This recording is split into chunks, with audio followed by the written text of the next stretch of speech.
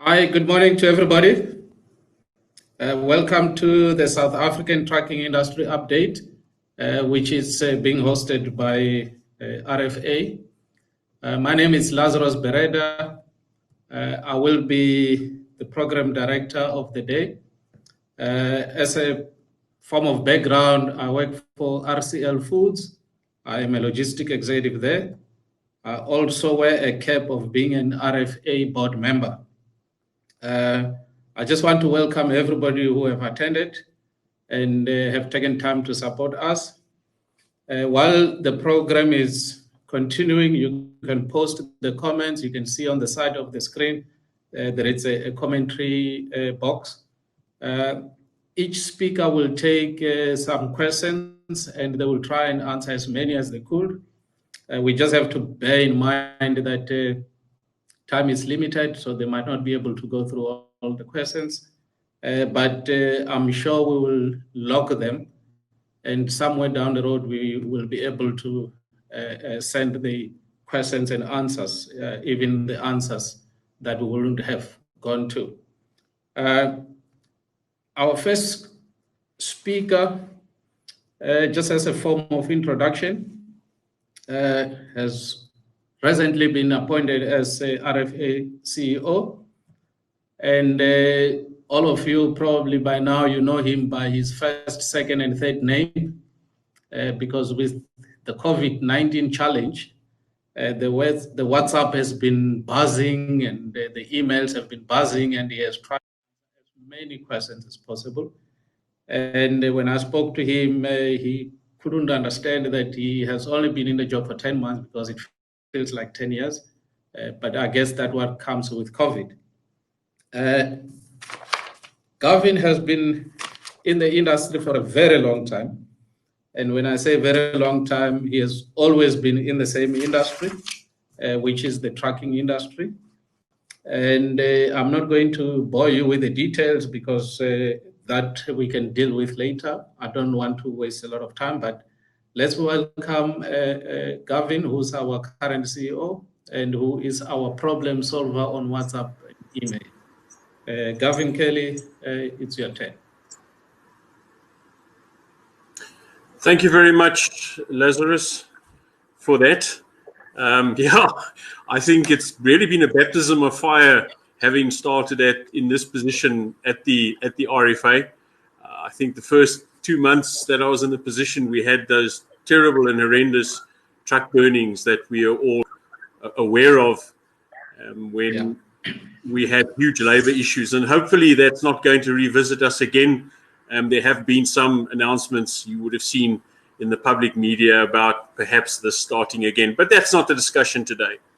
Today it's really about the RFA and how's the RFA going to help you shield your business against those who would like to destroy your business. And that's really what we're talking about. And a bit of background about the RFA. What's its mission? The board of directors have said that the mission of the RFA, first of all, is to be that collective voice in the interest of our members in the industry. And that's an important point because quite often, as we're even dealing with this morning, you'll find that while you are operating on the road, you encounter issues that you need somebody to look after for you in terms of a big brother, in terms of a name that is not your business. And many times operators are worried that should they raise issues with either authorities or whoever it may be, that they then get targeted. So, and hopefully there isn't an ABC transporter out there, but for example, ABC transporters would raise an issue with a licensing authority, and then suddenly they find that their licenses are now delayed, or other little sorts of things pop up on the side of the road or wherever they go. Whereas the RFA, as the voice of the industry, can table this as a genuine concern and is then the face of industry dealing with these matters. Then, whether we like it or not, we have to work with government. And many times members say we're either too friendly with government or we're not harsh enough. So we're here to create a social partnership with government, because whether we win something in court or whether we get something approved in one province or something delayed or stopped like auto, whatever the case may be, we're in a partnership. And we need to ensure that we promote that partnership, that we're part of that partnership, we play a responsible role in that partnership, and we need to ensure that the regulatory environment which government is so good at creating supports growth in the industry, that it doesn't end up being a stifling process which then kills the industry.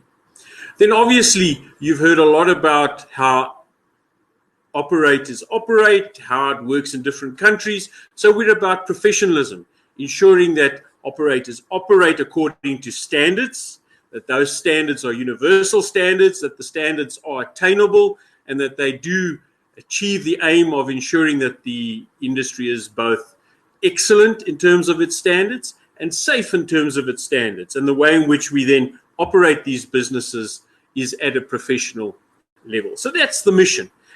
If we drill down into that mission and look at the various objectives, in other words, exactly what are we going to do? So the very first, most important thing is to add sustainable and professional value to the road freight industry. And we do that using sound research. So when we talk about certain things, when we take certain stances, certain approaches, when we negotiate with government, when we either agree with or disagree with whatever they would like to propose, or we look at new technologies, we base that on sound research. Sometimes that research is quite expensive. Sometimes it involves a fair amount of common sense. So what we're saying is that whenever we discuss points, it needs to be scientifically backed up on sound research or with sounder discussions.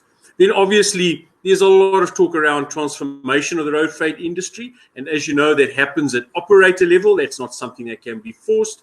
So we promote that. We try and assist operators with doing that. We try and develop programs so that it can happen far more naturally than being forced. Because when it's forced, there's a lot of resistance. When it happens naturally, as part of a normal process of growing businesses, of creating new businesses, of developing and expanding businesses, then that transformation happens a lot more, and we positively promote that. Obviously, we've all learned a number of issues in this COVID-19 process we've gone through. One of them is the secret that it's small businesses that feed into medium-sized businesses, that feed into large businesses, and feed into the economy of the country. So we support the growth of small businesses. We have a system where you can come free of charge, make an appointment, and come and chat to a small business expert that will tell you whether the concept you have is actually going to make money. And this is not about tariffs. This is about the actual operational day-to-day things of running a trucking industry. Whether the contract that you're being offered, whether legally or under the table or strangely, and you know that they always say, if it's too good to be true, then it ain't true. So we have that discussion. Yes, this will work. This is what you need to look at. This is what's behind running a transport industry. So we support the growth of small businesses. We've spoken about providing a collective voice to represent the needs of the members, and that obviously happens in a number of fora, whether it's vehicle development or it could even be labor and wage type discussions. Obviously, a number of industry issues that we tackle on behalf of the members, and we've had issues from things like local municipalities coming up with a clever scheme to invoice operators for doing some sort of offense, which then turns out to be not an offense at all. And in some of those cases, we've won back, after a lengthy process, over 350 million rand back to those operators who have paid either invoices or fines or whatever the case may be. So it's dealing with a number of issues that have and can have a huge detrimental impact to the operation of your business. We have a core set of values, an RFA core code of conduct, if you would, which looks after the values and the morals of the industry and ensures that the industry stays professional. And that goes to the way in which we do our business, the way in how we do our business, the way in which we deal with one another, interact with one another. And for example, a lot of those issues can be resolved in terms of things like foreign driver and in terms of anti-competitiveness. That's why a core code is so important in terms of an industry.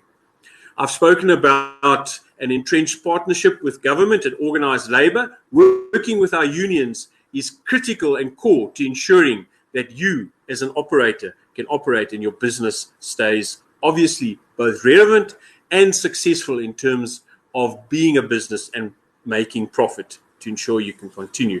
And then we have road safety and environmental initiatives.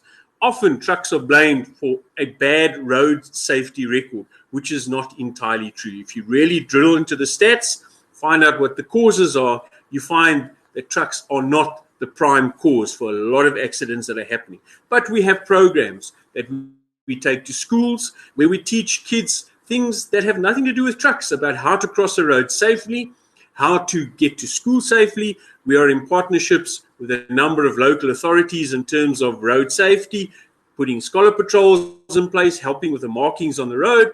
And then obviously we have driver-related programs in terms of making sure that they do the right thing while they are driving safely and defensively as much as possible, looking after those fatigue-related issues. And then the environmental impact, obviously, is a huge thing. And there's a long debate around cleaner fuels, electric vehicles.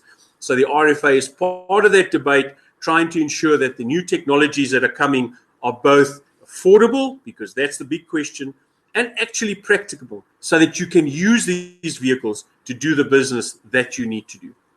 There are a lot of changes that we're involved in, and I'm not going to read into each and every single change, but obviously regulatory changes are a huge challenge, and they're not always only road transport related. So on the one hand, we all know about ARTA that's sitting in the corner ready to come, but there are many other things that come into play. Labor related in terms of how you deal with your employees. There are environmental issues, there are trade issues. So obviously the RFA watches those and advises members as best possible in terms of those, gets comments from members, takes that, does the research, and then goes back to government. Technology, I think you all know that after the 27th of March, life has changed. And those changes will also come into the road freight aspect, whether it's the actual vehicles, the way in which you operate your vehicles, you load your vehicles, your warehouses, the way in which you track, the way in which you set bills, all of that is going to change. So too, employee-employer relationships. You know that every 3 years we've been able to have an industry agreement, which now has meant that for the last 9 years, there's been no unrest, no damage in terms of protesting and riots, in terms of wage negotiations. An important part in terms of being part of that mandating, that voice as a member of the RFA. The global market is on your doorstep. So in terms of that, there are a lot of discussions, interest groups, and a lot of changes that we get through to members so that members understand what they're actually facing. I've spoken about environment, the cleaner fuels, and that isn't only fuel. It's the way in which you package your goods, what you do with that packaging, how you recycle that packaging, and who you buy from. That's important. Then the obvious operational changes, and our biggest challenge is the day-to-day interaction with law enforcement agencies. This very morning, once again, we had issues around vehicle license discs, where vehicles go through a roadworthy. The roadworthy center then describes them as one type of vehicle, but on the disc, it's something totally different in terms of what the vehicle really is.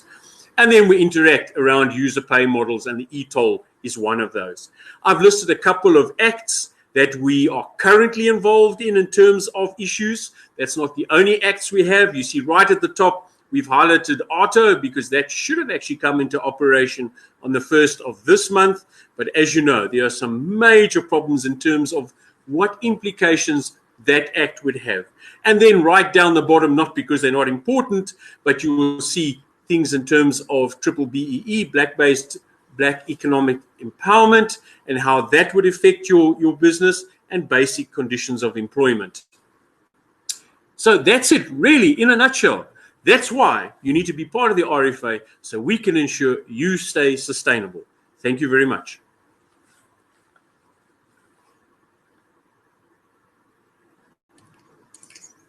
Thanks, Gavin.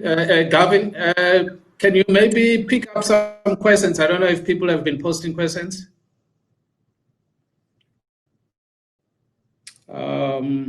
It doesn't look like there are questions that have been.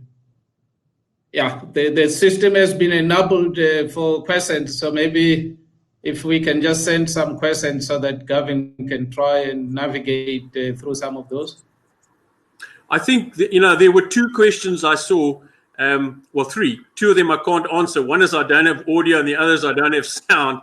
What's important to note is that this webinar is being recorded. It'll be available, and of course, at any time you can then submit a question once you've listened to it and decided what we've said is you want to ask a question, and we'll deal with that. But thank you very much, Lazarus. No, it's right. Thank Gavin. I think the challenge we are having is that individuals are logging in from different browsers, and each has got its own challenges. But this one being the first one, I think we will iron out some of the things, and going forward, it will be much, much better. Going forward, let me introduce you to the next speaker. Our next speaker, he works for RFA. He's an executive manager of certifications and operations. He has been with RFA since 2012. Throughout his life, he has been with law enforcement, traffic enforcement, both in Eastern Cape and also in Limpopo. And he is a very passionate individual who wants to make sure that he proudly play a good role in the trucking industry. And like our previous speaker, he has also been very active in our WhatsApp and also our email in answering questions from everybody. Let's welcome Kevin van der Merwe. He's looking very good, guys. Kevin, up to you.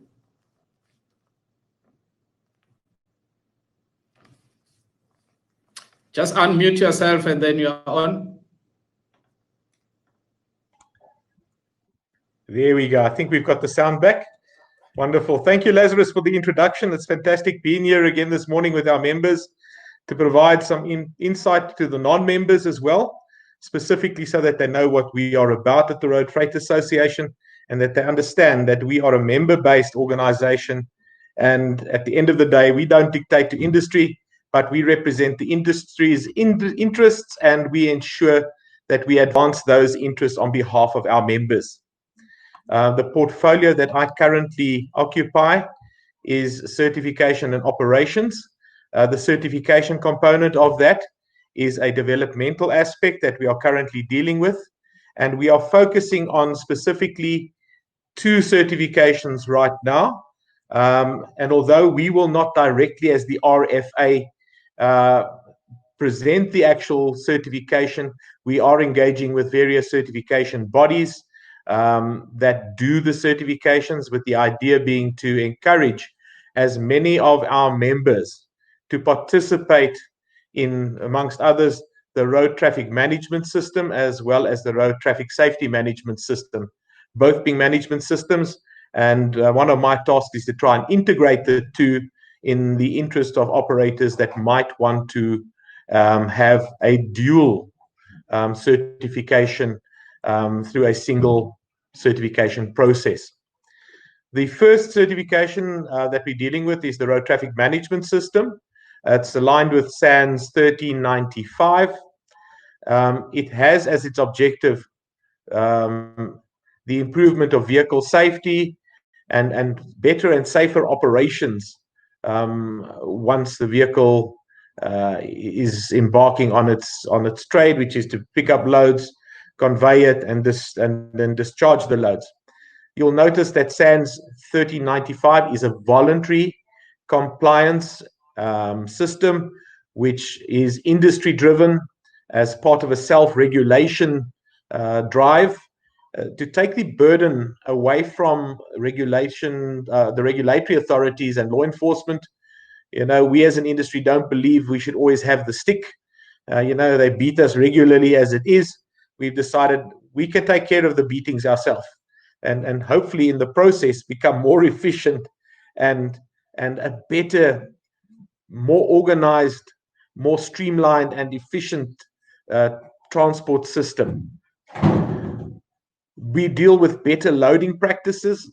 This is not just about preventing overloading, but also the maximization of the actual load capacity of our vehicles to ensure that we can derive the best profitability from every load moved.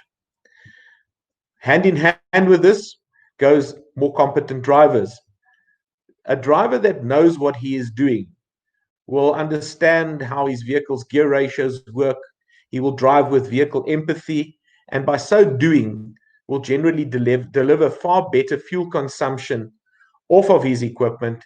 And at the end of the day, given that fuel is one of our highest cost factors within the transport industry, will helpfully be able to reduce for your company the operating costs associated with fuel. Those companies that have already embarked on RTMS or road traffic management systems have found that there are meaningful savings in terms of fuel consumption through the fact that your driver is better trained and he knows exactly when to select the more appropriate gear, particularly when he goes up and down descents and ascents. We talk about vehicle sympathy. When driving, we don't over rev. We ensure that at the end of the day, we look after our vehicles, and that means lower maintenance costs. And let's face it, at the end of the day, if we can keep those costs down, it all translates to gross profit, and hopefully at the end of the day, would possibly deliver some form of net profit. Driver health and wellness is a big, sticky issue for the industry. We put drivers, particularly long-haul drivers, into a vehicle and we send them out from a depot, possibly in Gauteng, all the way down to Cape Town. That's provided you're not going cross-border, then in that instance, even for longer periods. And it's very, very difficult for these drivers to eat healthy. The net result is we embark on the Coke and pie regime, and this all contributes to illnesses amongst drivers, such as sugar diabetes, high blood pressure, and all of the associated perils that you might encounter in terms of health when you spend long hours inactive, really, other than turning the steering wheel, applying your brain possibly. But at the end of the day, it is not a healthy profession to be in. So we've got to make provision for that. And we do have programs where drivers are tested, they visit clinics on the road, and they are then, as a result, in a better position to manage these high-risk illnesses that they do contract. Obviously, a driver that is healthy and well-trained and with proper scheduling and proper management of your resources will lead to improved productivity. Improved productivity translates once again to better profitability. Given that this is a management system, it is integral to the system that proper record keeping is done. And at the end of the day, you should find that hand in hand with your operational planning and record keeping, you will have a sustainable business. And of course, with proper record keeping, obviously better profitability.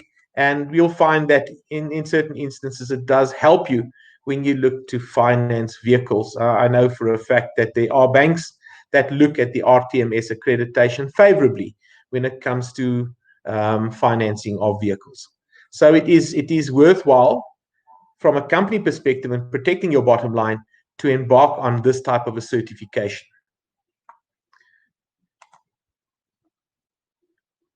I'm just transitioning to the next slide.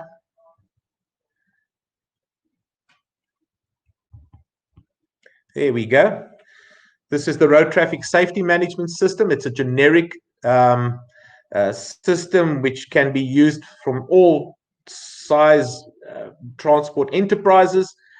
Its focus is more on the road traffic side of things, and it is aimed at ensuring that we manage and improve our company's specific road traffic safety performance or track record with targeted interventions aimed at reducing the risk of road traffic incidents involving your company's vehicles. Obviously, if we can avoid costly incidents or accidents, if you want to call it that, or crashes, which is the terminology in use today, we can reduce the cost of maintenance and repair and downtime. Downtime being one of the biggest factors in terms of a cost, because let's face it, if your asset is not available for 2 months while being repaired, that means you're paying for it, but you're not generating money.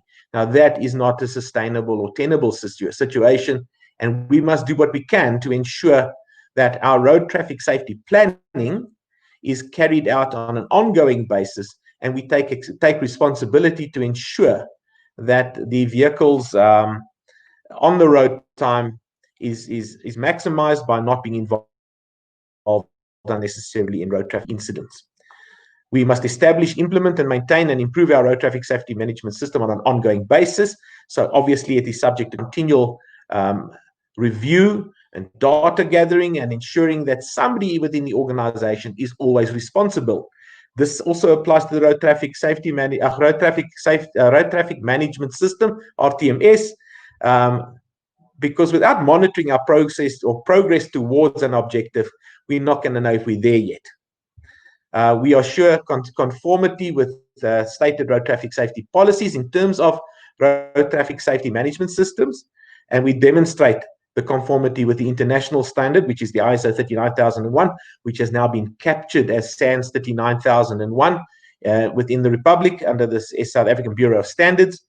It is a very, as I say, very broad, interpreted, generic standard, which means, for instance, if it was requiring you to ensure that your rigid vehicles were maintained in a specific way, and you don't run rigid vehicles, it doesn't mean you cannot be certified against the standard. It just means that we would clearly indicate that that's not applicable to your business, and we then move on to the next aspect that is in fact required to prove conformity.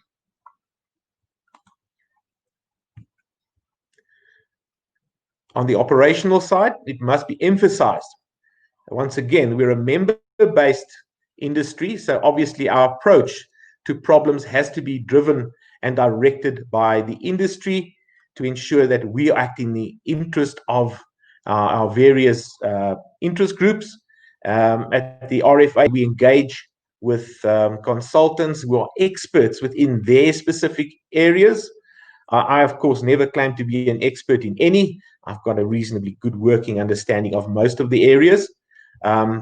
But you will find that as a freight industry leading body, we have the access to some formidable role players within these various sectors, and it is fantastic being able to tap into the vast knowledge and experience that these individuals have.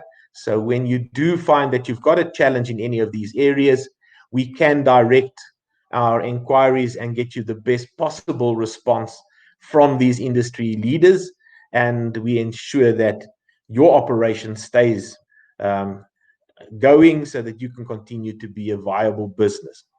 We have interest groups currently that deals with dangerous goods, abnormal loads. We have one that deals with the MOSA, which is the removal industry. Cross-border operations for those operators that like to go into Zambia or Zimbabwe or whichever country north of us. Then we deal with green transport, which is about ensuring that amongst others, our carbon footprint is limited and is offset where possible. And then, of course, we've got a new interest group, which is currently being established, and that's the Security and Crime Intelligence interest group, which is being established to target specifically how we deal with and how we communicate threats to the industry in terms of unrest or any sort of incident that might have an impact on your safe operation, so that we don't expose your vehicles and drivers and loads to unnecessary unrest. As you can see today, the tendency with regard to any social unrest, whether it be a service delivery protest, it appears that a truck is the billboard of choice, particularly when it's set to light, because immediately it draws attention. And we've got to ensure that our operators are aware of where these risks appear, so that they can reroute where possible to avoid those areas, so that they don't expose their drivers and assets to unnecessary risk. We deal with various aspects of legislation And at the end of the day, we make inputs to the industry, specifically, as Gavin has alluded to, SMME support.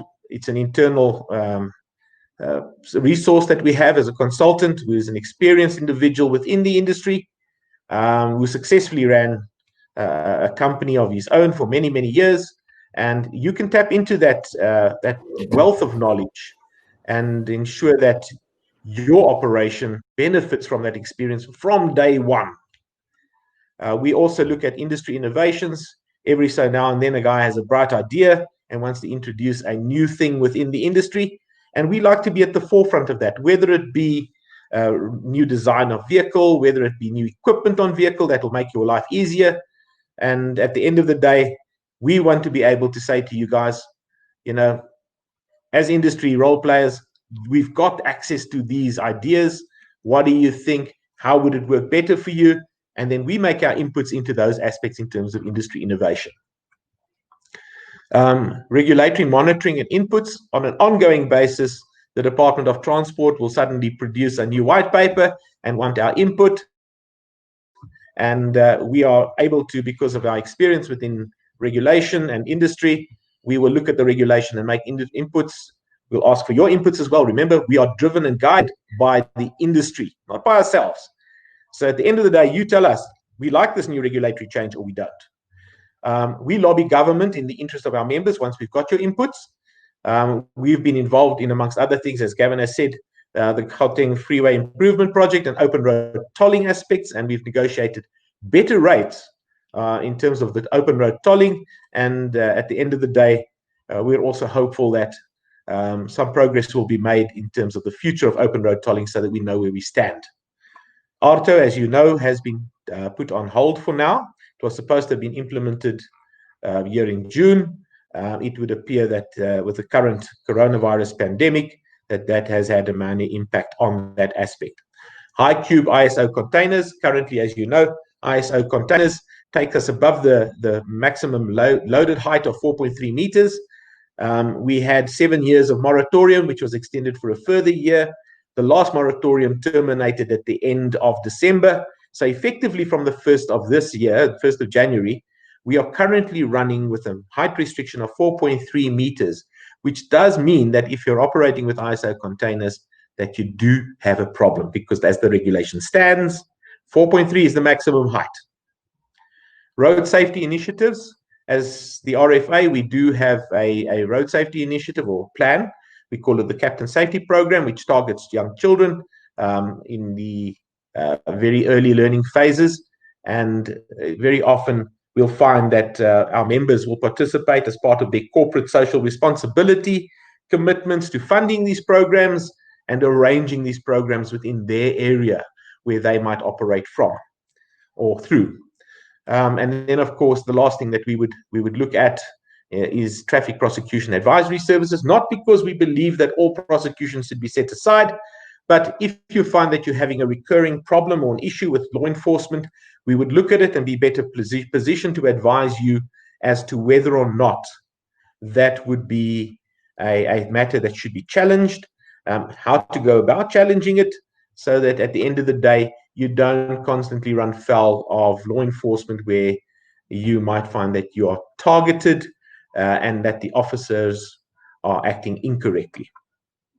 I thank you very much for this opportunity, and if there are any questions. Right, thanks very much, Kevin. I did pick questions from Patrick, but Gavin has been trying to answer at the same time. I'm not sure if you want to pick up on them. One was, how do you deal with government when the knowledge base on transport matters is so shallow? The other one was more about RTMS system, that initially it seems like we were not supporting it, and lately it looks like we are in it. And I also picked up something about carbon tax and why didn't we fight harder? I don't know if you just want, I know Gavin has answered, but maybe in a nutshell, you can just say something about those three.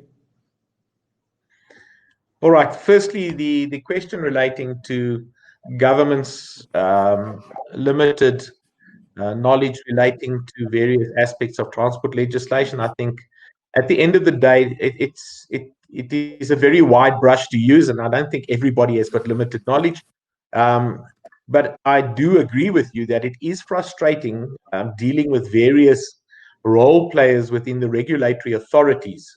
It's difficult to argue a point where the lack of understanding of that specific piece of legislation is not fully developed.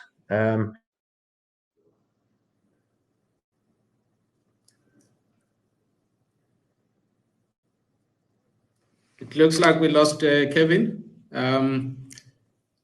While the technology is testing us, maybe we should go ahead. Our next speaker, we will pick up with those questions later. Our next speaker, he's currently a vice chairman at the Road Freight Association board, and he has been serving in the board for 8 years. He's also the chairperson of RFA Labor Relations Council, and he's also serving at the Bargaining Council. He has been there since 2008. He has participated in about 6 industry wage negotiations over the periods that he has been sitting in different boards. Let's welcome Penuel Lunga. Penuel, the stage is yours. Thank you, Lazarus, and good morning, everyone.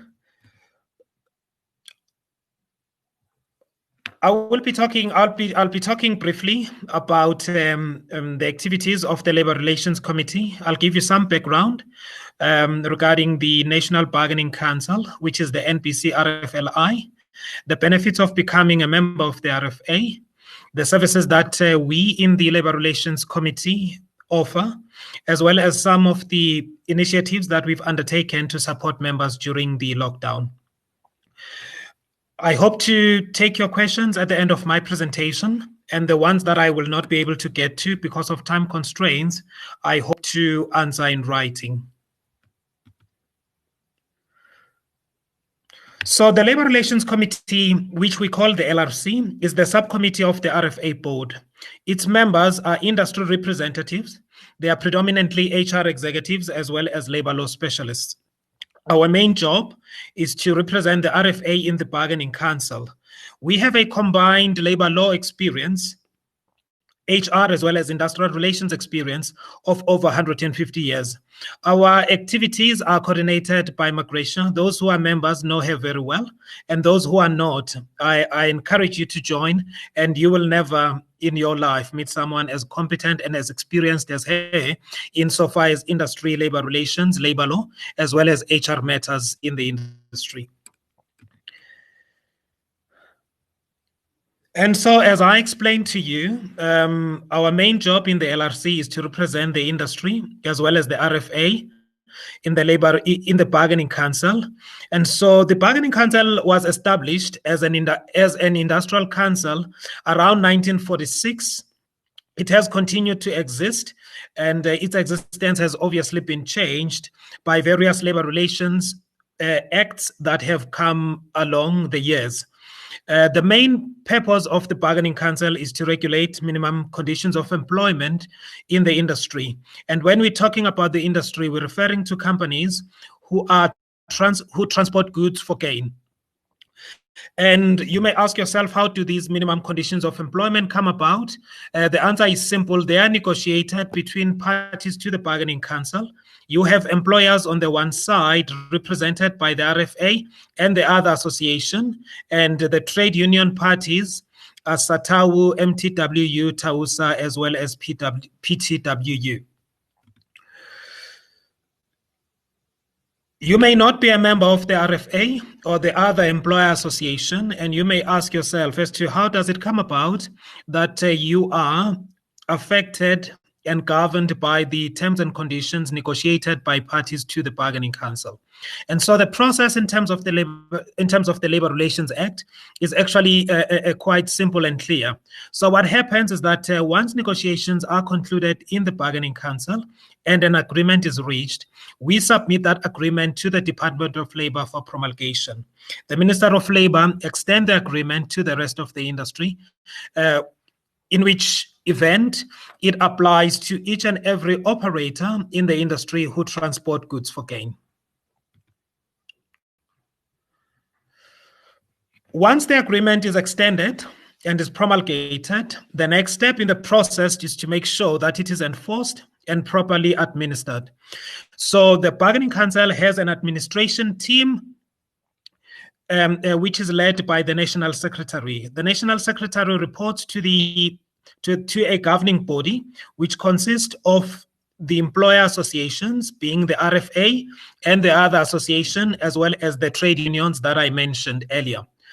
And so what happens is that we have developed enforcement rules as well as dispute resolution system rules. All of these rules are accredited by the CCMA. They are submitted to the Department of Labor and end up being extended to the rest of the industry in terms of the Labor Relations Act. And so that is the reason most of your disputes, which are either initiated by agents, alternatively lodged against you as employers by your employees or trade unions, that's the reason they don't generally go to the CCMA and they end up going to the dispute system that is established under the auspices of the Bargaining Council. What should be clear to you by now is that the Bargaining Council, in addition to simply establishing terms and conditions for the industry, the Bargaining Council is responsible for developing and driving labor market policy for our sector. And the only way you get to be part of that process is to join an association like the RFA. One of the things that Kevin mentioned earlier is that we are a member-based and member-driven organization. We do not do anything without the mandate of our members. And so, before any negotiations or any involvement in any structures, we endeavor all the time to get mandates from our members. We conduct member meetings. We do mandating meetings. We do information sessions. We collaborate and interact with their members to make sure that they drive the activities and the things that we do in our engagement, either with trade unions, at the Bargaining Council, with government, both from the Department of Transport as well as the Department of Labor point of view. And so that's the reason we believe that if you want to drive terms and conditions of employment in the industry, participate in the setting up of the labor market policy, you should join the RFA. As you can see, we are a force to be reckoned with. We have 9 out of 12 board seats in the Bargaining Council. And so, as you can understand, nothing happens, nothing moves in that Bargaining Council without the RFA having its stamp of approval one way or the other.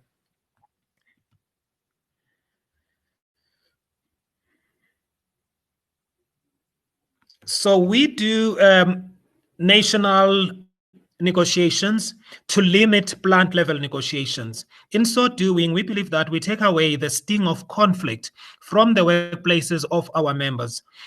We are far better positioned than anyone else to interpret the conditions of service in the industry because we negotiate them. We are better positioned to advise members on legislation as well as labor-related matters that apply to our sector. We've established a team consisting of office bearers who are able to interact with you as an operator, give you advice, or in relation to your internal labor disputes, external disputes that are lodged either by trade unions or alternatively disputes that are initiated by the Bargaining Council against you.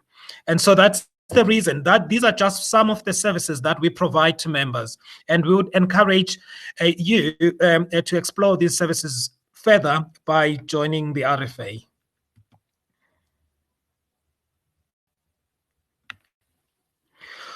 All of you will understand that the implementation of the lockdown, would have created a hardship to all operators, and so we also understand understood that some of the provisions of the agreement were going to be cumbersome for members, and we had to act very fast. And in doing so, we entered into a negotiation process at the bargaining council, for example, to ensure that some of the onerous provisions of the main agreement are not imposed on members. And so with short time, for example, if we did not enter into an agreement to ensure that members have automatic exemption on short time, what would have happened is that employers who were not operating or who were operating partly during the lockdown, both level 4 as well as level 5, would have been obliged to pay their employees. And so we implemented and negotiated at bargaining council level quite a number of exemptions on behalf of members to make sure that we reduce the adverse impact of the implementation of the lockdown. We also understood that the lockdown firstly, the duration of the lockdown was completely unpredictable, and the hardships that members were going to go through were clearly, we understood that they were going to be difficult, but we also did not know the extent to which they were going to be difficult. We therefore understood that the traditional exemption procedure that the bargaining council uses was not going to be adequate to deal with some of the issues that members would have gone through. And so we negotiated a special exemption process, which was expedited, which was fast, which also took away some of the onerous obligations that you'd have to undergo in lodging a normal exemption application. In terms of the feedback we've received from the people and from the people as well as operators that we supported, it has been positive. Quite a number of exemption applications were granted within a 7-day turnaround period. The RFA was critical in providing templates and guidelines in lodging those. And when government announced through various legislative measures, the safety protocols that needed to be put in place, we were at the forefront of providing guidance and design and assisting members with developing risk assessment plans, as well as safety protocols to enable their employees to come back to work. We've also partnered with our labor partners, which is Cliff Decker, our labor lawyers, in ensuring that we give clear guidelines to members in terms of all of the regulations that were published by COCTA, by the Department of Labor, by the Department of Transport. There was constant sharing of information, providing guidance. And we've assisted members in submitting short-time applications to the bargaining council. We are in the process. We continue to be involved in a process aimed at assisting members with their UIF queries. And so basically, these are just some of the services that we provide, and these are some of the steps that we've undertaken to support members. There is quite a lot more. Kevin spoke about our various engagement forums that we have with members, where we are able to undertake and take their queries forward and drive them to make sure that the burden, particularly during this tough lockdown period, is minimized to the best of our ability. That's it from me. I'm more than happy to take questions. And if I cannot get to some of the questions because of time constraints, I'll be more than happy to answer those in writing.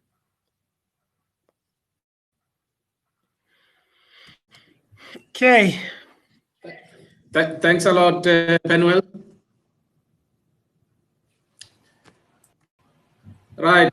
That was Penuel. And we thank him for his insights into the labor relation activities. There is more that he can share, which unfortunately due to time he can't. But I guess going forward, you will be able to access him, especially members, for his insights. Thanks again. Our next speaker, I was just looking at my notes here, and it looks like I will be introducing somebody who will be getting into the ring, because the way the notes have been crafted, it looks like it's a boxing champion coming in. Our next speaker, He is an economist, a lover of data. You have seen him on television. You have heard him on the radio. He is outspoken, highly informative, and very entertaining. Sometimes controversial, but never boring.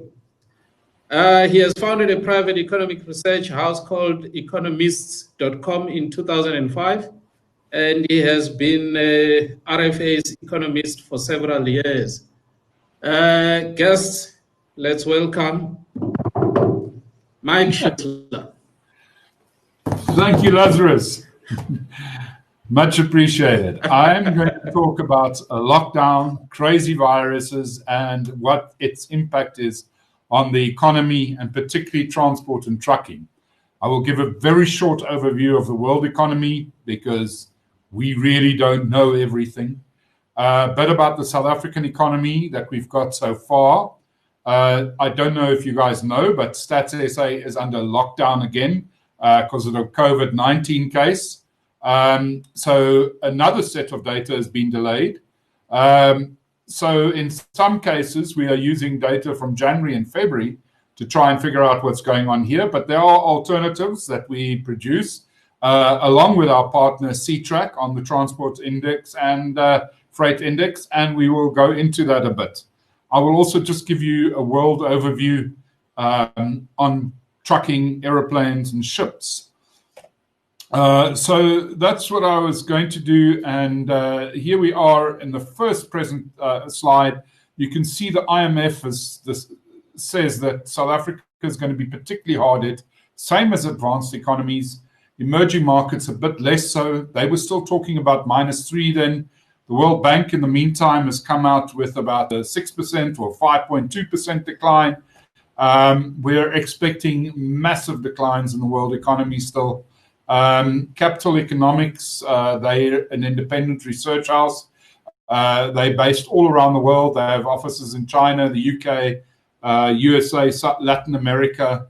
They're talking of 8% decline for the whole world economy. Not quite sure if the whole world will get there, but it is possible.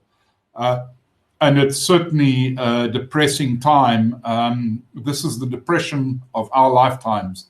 You will not forget this. Wherever you are, you will not forget this. Just a very quick update. This is the quickest update we get. It's the container throughput index from a German container firm, information firm. They gather this all. It's down about 6%, but strangely enough, East Asia, we haven't seen quite the slowdown that we expected there. But we must remember this is still April data. We are smoothing this data, so it will look worse in May and so on. But now we're in June, July coming up. We expect it to start improving.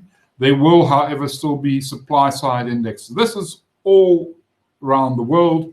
It's made up of 80 harbors or 84 harbors, if I remember correctly, around the world, and of which 4 or 5 are big harbors in Africa, including Durban, Morocco, Alexandria, etc.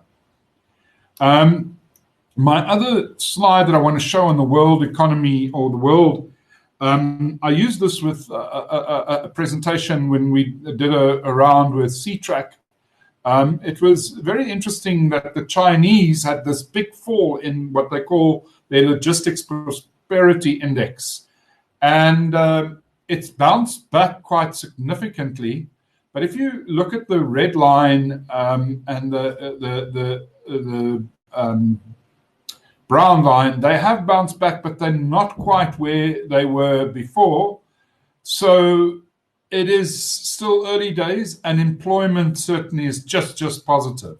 It is certainly a V shape, but like the employment side, the last part of that shift back to normal is going to take longer. Perhaps it's better to explain it as a Nike graph. You know, the logo of Nike, it dips down, comes back up, but carries on up a while before it reaches the new or the old high point. And that, I think, is what we're going to have. We're going to have a quick bounce back, but that last 3 or 4 or 5% is going to take a lot longer than most people realize. But there's certainly some good signs. There is a worrying sign already in China from the COVID side. is that areas in Beijing have had to close down. And this morning, we heard that 70% of flights were again cancelled to Beijing. We don't know for how long, but it seems to be, the idea is that it's a shorter stop than before, and it's very much localized. It isn't the whole of China. It is just aimed at Beijing. And the people in the districts where the COVID virus is around, and these are districts of the city, or suburbs if you wish, they have been asked not to move out of their suburbs. So the world is handling it differently. What we know about South Africa so far, I'm going to give you two on mining. I know mining is not our major industry it once was, but it is a basis along with agriculture for a lot, because we sell a lot into mining and so on. Gold mining is been on a long-term decline, but now this last little bit here has really put it back to probably 100 years ago, the production of gold. The other commodities, they dropped to about 1994 levels. You can see that. That's platinum, iron ore, coal, copper, and so on. There you can see, and manganese, that drop is very steep, very real. And these are April figures. So these are the latest figures that Stats SA, the Department of Mineral and Energy, has published. This shows a very, very deep recession. You can see it's much deeper than in 2008-9 for the South African economy. And it is very, very scary. We do believe that much of the bulk commodities will come back. But like I said before, that last 5, even in this case, 10% might be a bit of a challenge over time. Some mines close periodically. Today we heard East Implats had to close production again. So again, it's a stop-start but a much smaller stop-start all around. I know a lot of you guys transport cars and stuff. On a 3-month moving average basis, that's a over 60% decline. The market is not going to come back very easily in the durable goods items. When our consumer confidence has so much fear in it, business has fear, everybody's uncertain, big ticket items are going to be hit worst. Yes, we can talk about restaurants and hotels and that too, but the big ticket items, selling houses, selling furniture, selling cars, is going to be a major problem. So if you're a furniture mover, the volumes are not going to be there. Car transporter, volumes are not going to be. Where it could be, however, is in the car parts, because now people will keep their cars longer. So we'll have to see how that all pans out. And I do expect we'll get a bounce back. But having spoken to people and in the mining industry, I think normality will only be achieved probably or closer to normality, probably around September or even later. For cars, it might only be next year. Our industry, as you can see, here's the C-Track freight transport and freight index. It's very, very aligned to GDP. The GDP numbers we have here is only until the 4th quarter. This is just to show you what it was doing. So when I give you the latest slide of the index, you can see that we're way ahead of data available from the Reserve Bank at the moment, because Stats SA is not operating. And our latest data shows a nearly 15% decline in the wider transport industry. We include storage, we include rail, we include road freight, which is nearly half of our index. So this gives you a very, very big idea. You can see the impact of load shedding here in January and February.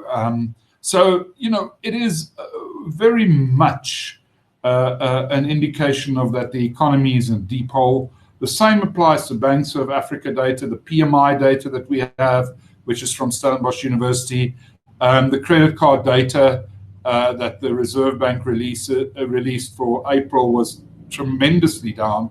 So we're along with all those things, we can see that the economy's taken a great hit, yet we haven't got the economic figures out yet. So Ours is out beforehand.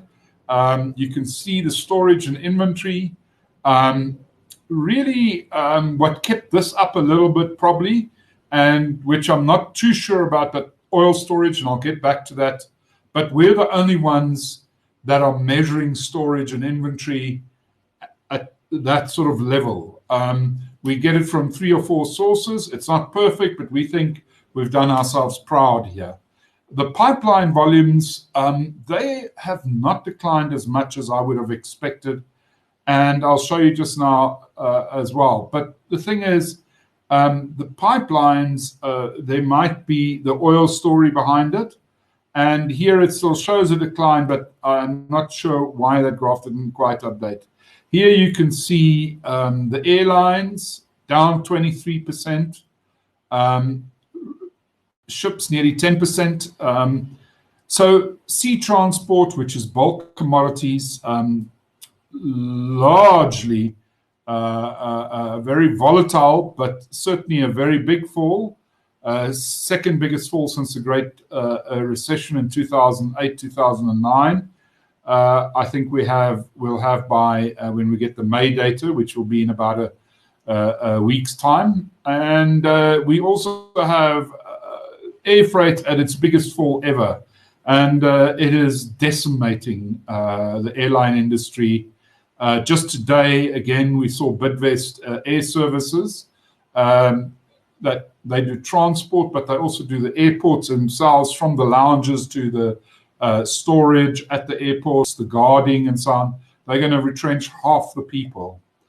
So if you're in that area, you will know. The road freight and the rail are in, well, let's put it this way, in a deep hole as well. Road freight a little bit more so, but I think rail will catch up pretty soon. Road freight, I think we'll see a bit of a bounce. And there is a whole lot of things playing a role here that we need to have a look at. Hope these are the figures. Yeah, here are the new figures. These are figures for April. These are the latest figures you'll have. On the road freight and the rail freight, there may still be a bit of a change. But overall, you can see the trend. Air freight is decimated at nearly 25% decline. Road freight at nearly 17% decline. Overall, nearly 15%.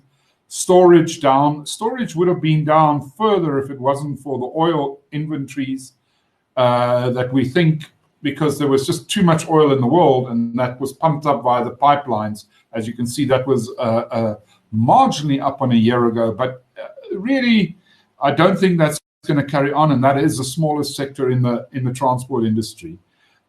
Sea freight and rail freight have made up big losses too, or not losses. This is just the latest that we've got. We've taken up to May, just to give you, this is an input into the C track, and we get it from the N3 toll concession or toll company. Just out of interest, we've got the data back to 1997. I have 1 or 2 data points for 1990. There is no way that car traffic on that road was less than any time before 1990. It's probably back to the 60s and 70s. That shows you how big the impact was with a lockdown, no movement between provinces allowed, and these are 3-month moving averages. So if you go back on the heavy trucks, that's probably did okay in the sense they back to sort of levels in 2009. But if you go and look at the smaller trucks, which makes up the difference with the all trucks, also back down to levels of about 1994, same as the mining industry. That means we've lost 26 years, roughly speaking, of productivity for a period of a month or two. That is not easy to catch up anywhere.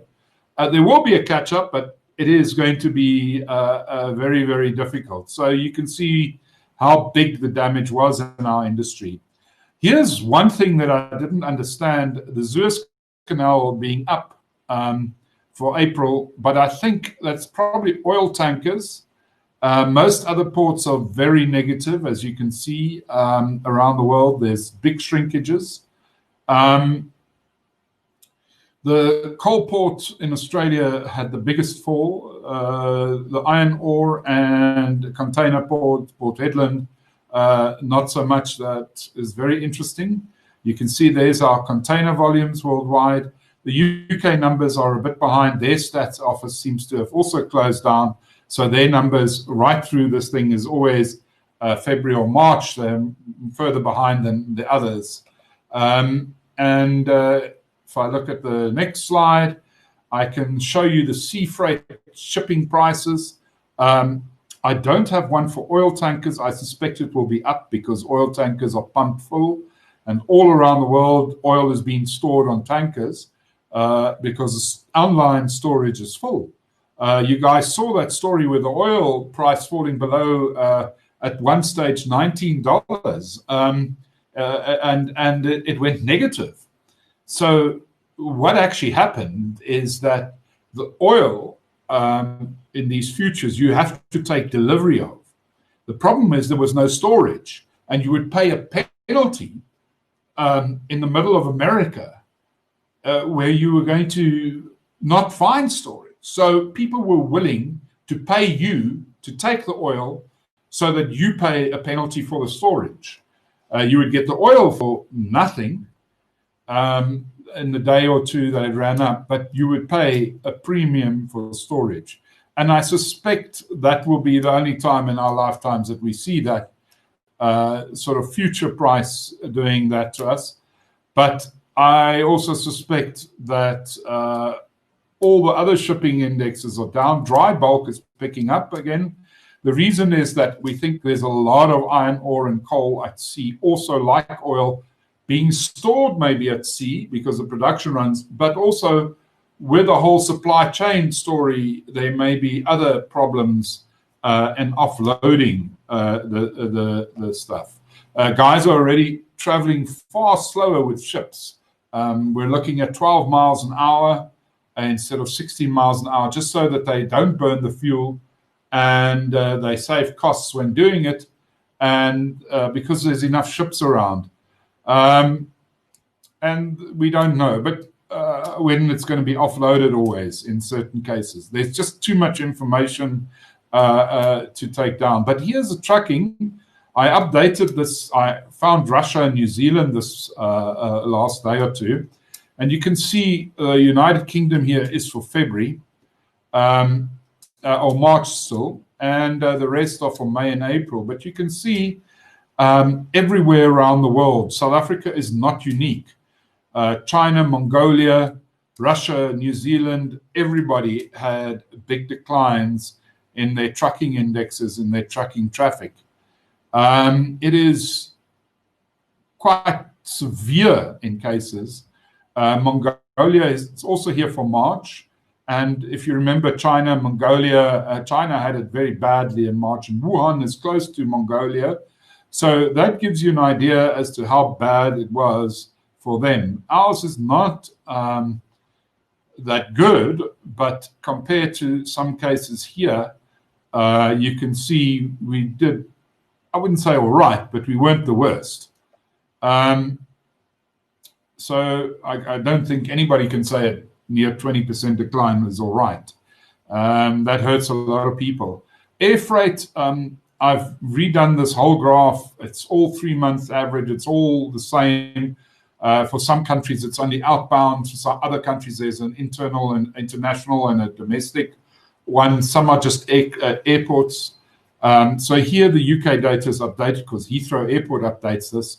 But you can see air traffic in the freight terms, never mind passenger terms. Passengers are dead. There's hardly any movement. I mean, in South Africa, we've gone from over 1 million passengers in a month in April to 5,000 for all our airports. That's nothing. But the air freight is being decimated as much. What's surprising, though, is that Taiwan and the United States are sort of coming back. We feel the United States will be back this month. The data on Taiwan is very interesting. It is also updated. It looks like it has turned the corner. So we do believe that there is hope, but Taiwan came from a difficult situation where we know the Hong Kong riots and everything have been going on for quite a number of months last year, and Taiwan would have been influenced by that. So it's not back to where it was probably in 2018 and so on. But it shows for now that there is a corner to be turned. But again, China is for March still. You can see how decimated the air freight was, and we believe it will come back, as I said. But again, we're in the lower half maybe, but we're certainly not alone. And when I talk about we, I'm obviously talking about South Africa. I think maybe I should just, okay, let me quickly do rail. I'm not sure why Indonesia is positive at all. I found that this morning. Kazakhstan, South Africa, everybody that's in the bulk commodity area, Russia, China, Kazakhstan, South Africa, Canada, India with theirs, everybody is down on the rail side too.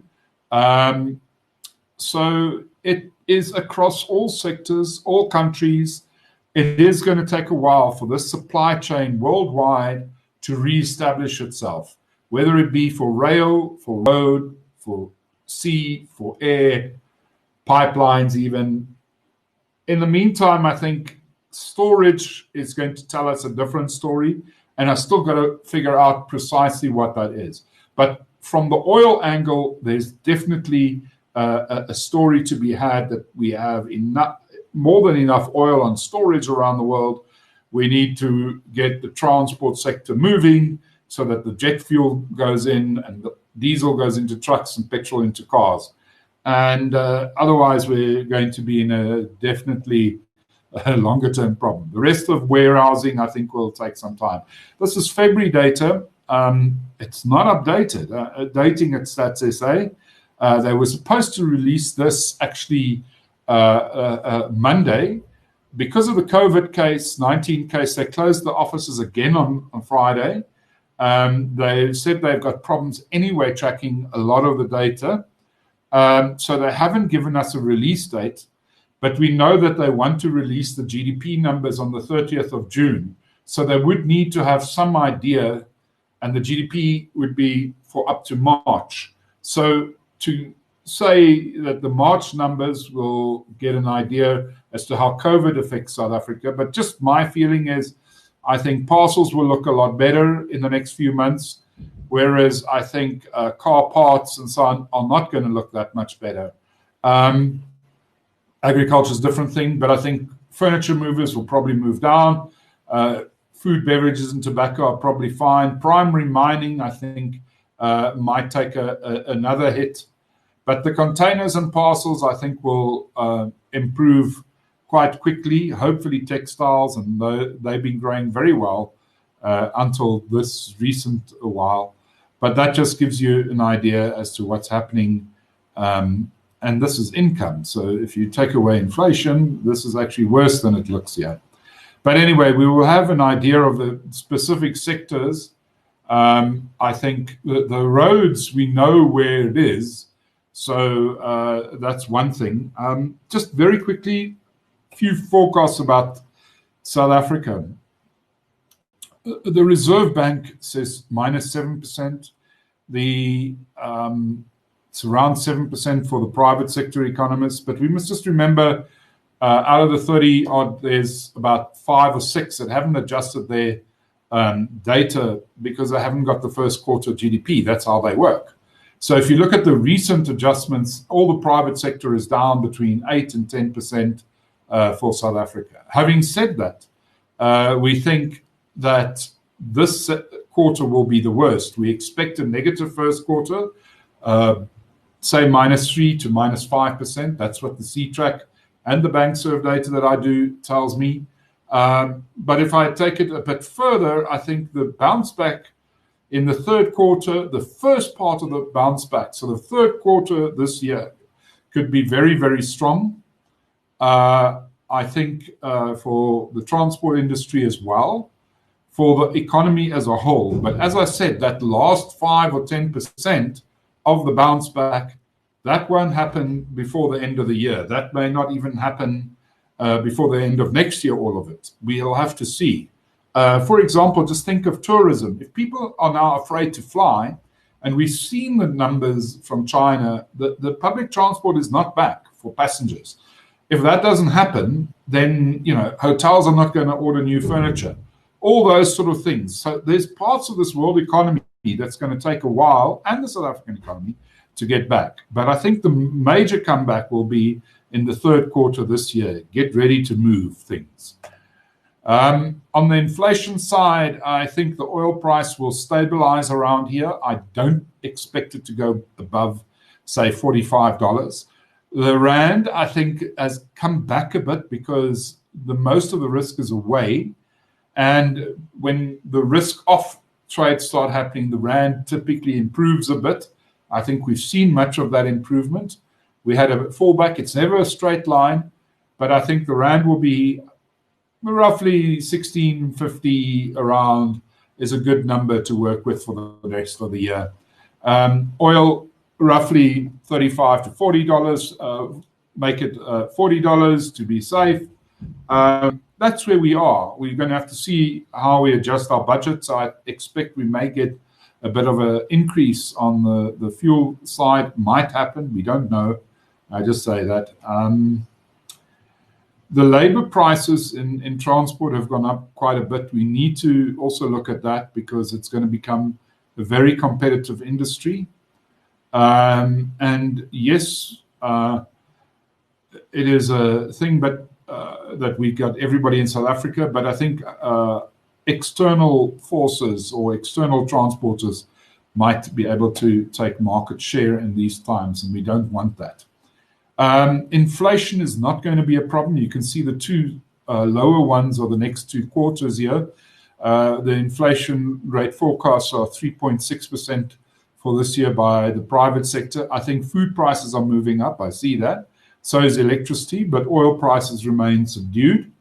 Other services obviously are going to be subdued, and some services like hairdressers are not taking place.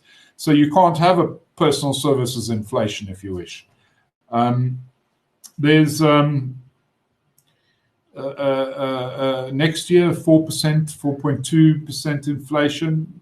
I think maybe optimistic a little bit, but we're talking comma points difference here. So I think inflation is not going to be a major problem. Growth is the problem. Having said all that, my last slide, just very simply put, you need to make informed decisions now more than ever. You've got to make sure there's knowledge in your network. You've got to make sure you understand what's going on in your sector. You've got to make sure that your clients understand your side and you understand the client side. This is the time period where you want to make sure you're using optimal routes, optimal ways of transporting things. You've got to fit everything together. You want the best drivers driving for you. You want to make sure that the training that they have includes things, why it's important to be on time maybe. It's simple things sometimes, but it means a lot to people. And it means a lot in this environment because, believe me, quite a few transporters are going to come under the hammer at auctions. And you don't want to be one of them. You want to survive. You want to make things happen. You never stop marketing. Exports will be a good idea for the weak rand that we're looking, and look for niches. I think that's one way. I've seen many little firms and medium-sized and even large ones look for niches, and they do quite well. And motivate your staff, motivate yourself, motivate the people around you, make it happen. I'll leave it there. Thank you very much. I'll take questions. Thank you, Lazarus.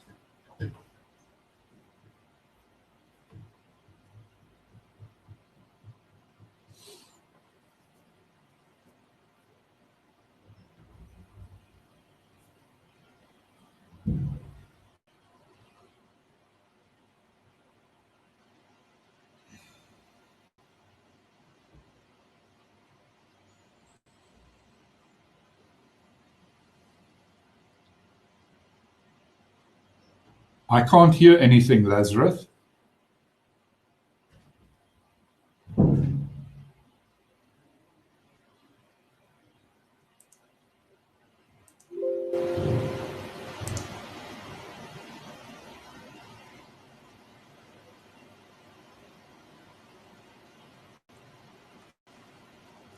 My apologies. I understand my audio was off. I didn't pick it up. I thought I clicked it on.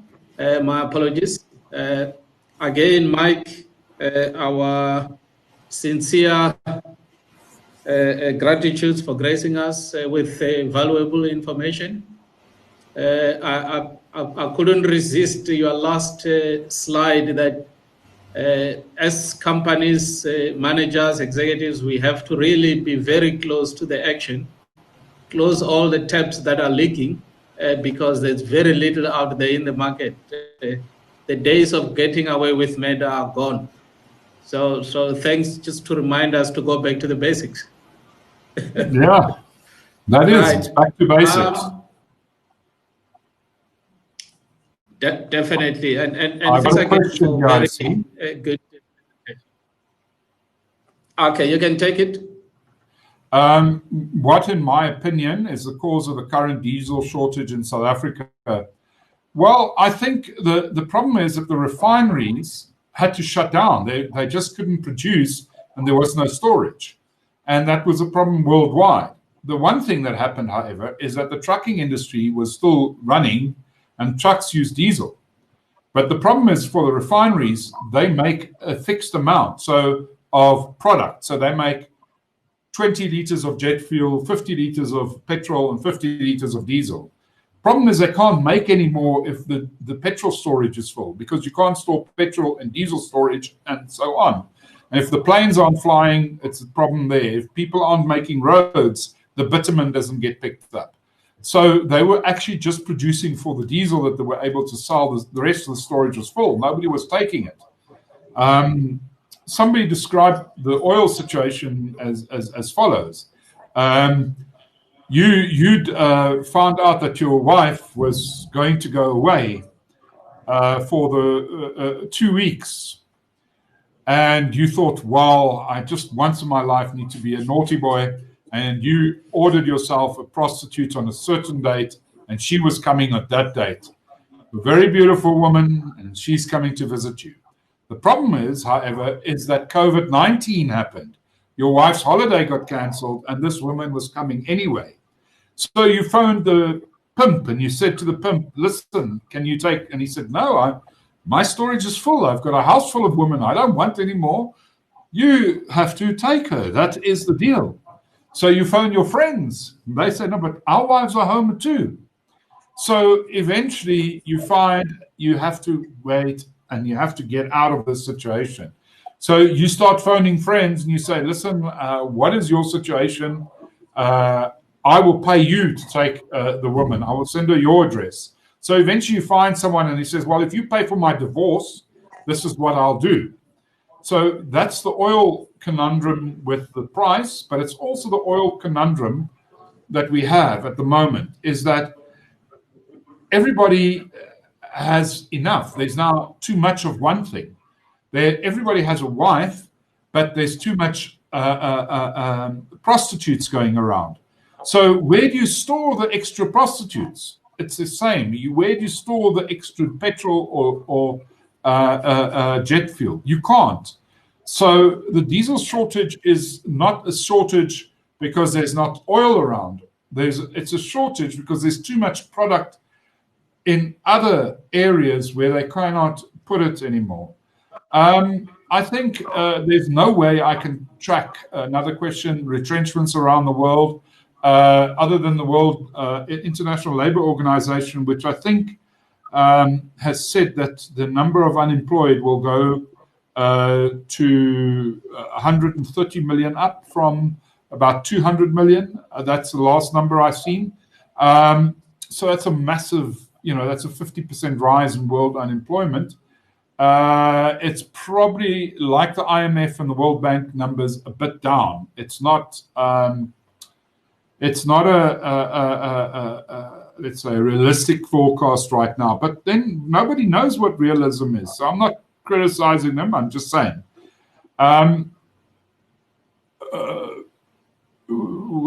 That's not for procurement, is not so. Okay, getting a lot of feedback for thanks, and the other, just one other thing about what we need to have a serious chat about at some stage is how we do the costing in our industry. And it's not maybe now, and it's not just related to fuel, and it's not just related to labor, but how we as an industry can look at inflation in terms of insurance, how we can look at inflation in terms of trucking costs, vis-a-vis the capital costs, the interest rates, all those sort of things. Because I think we've learned a lesson here. I think one thing that's going to come to bite us is if we don't find ways to overcome those costs when we stand still, it's going to hurt a lot of players. I've heard of a lot of people saying, but I'm still paying my truck. I might get 3 months or 4 months off. I'm not going to have the volumes later on. And also, I'm still paying partly for my insurance. Broker was very nice, gave me off the company, but I'm still paying 50% of it. So I think these are the things that we will have to discuss at a later stage. These are questions I've just had from various people. Lazarus, I'm just saying, not here. But for the industry as such, I think that is, where the RFA has been playing a good role, but where we can look at helping members when we have another crisis like a pandemic. Worldwide, that is. Thanks. Thanks, Mike. I was just going through the commentary, and I see Patrick is having fun with your analogy about the 2 weeks and the COVID-19, but we'll leave that for another day. Guys, thanks a lot. I just want us to take a moment and do a poll survey. It's a simple question. Has the information from the webinar been useful to you, yes or no? If maybe you can just help us in answering those, and then I'll come back for closure.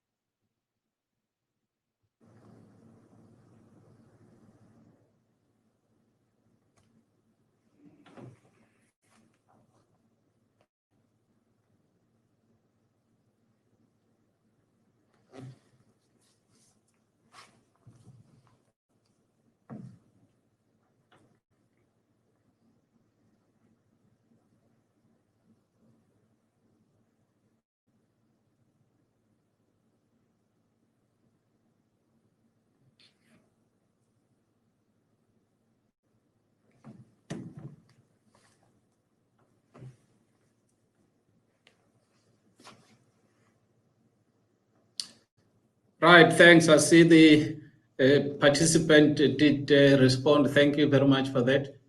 And I picked somewhere that somebody is lobbying that we should have no increase come the following year. Penwell, your job is cut out together with Magresha. When you start with the wage negotiations, it's going to be tough given where we are at the moment. Again, I just want to thank everybody. And if you want to contact RFA, you can get them on e-queries@rfa.coza. Anything that you want to know will be answered, and the guys are very quick to respond. We are also planning that we'll have another session probably in July. We are looking at about the 15th, but the information will come through your inbox. So just keep in check, the information will come through. But again, thanks very much for gracing us with your presence. We know everybody is busy. And again, till we meet, to our presenters, much appreciation to the work. It's not easy, but we are learning with the COVID-19 that we can be electronic and still be fruitful. Thanks again and have a good day and be safe. And let's go out tracking. Thank you.